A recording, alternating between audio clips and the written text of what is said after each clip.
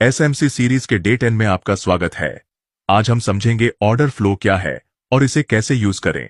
तो देखिए, यहां मार्केट एक अपट्रेंड में है, लेकिन एक पॉइंट पर प्राइस रिट्रेसमेंट लेकर थोड़ा नीचे आता है और इसके बाद प्राइस एक इम्बैलेंस मूव के साथ दोबारा ऊपर चला जाता है।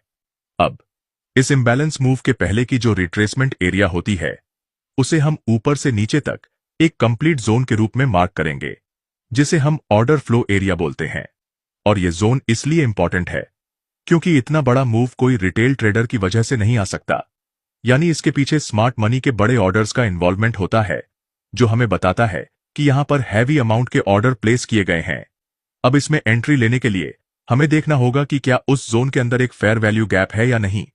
इस केस में यहां एक फेयर वैल्यू गैप दिख रहा है, इसलिए इस जोन को हम मार्क करेंगे।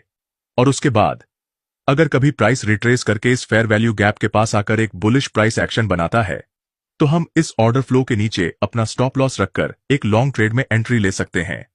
लेकिन ध्यान रहे, ऑर्डर फ्लो सिर्फ एक बार ही इफेक्टिवली काम करता है, और अगर प्राइस एक बार टैप करने के बाद फिर से वापस उस जोन में आता है, तो उसका इंपैक्ट कम हो जाता है। और सबसे जरूरी बात, ऑर्डर फ्लो को तभी मार्क करें जब वो एक इंपल्सिव मूव के साथ ब्रेक ऑफ स्ट्रक्चर क्रिएट करे। और अगर आपको इस टॉपिक की डिटेल्ड पीडीएफ चाहिए, तो कमेंट करें OF और मैं आपको लिंक सेंड कर दूंगा।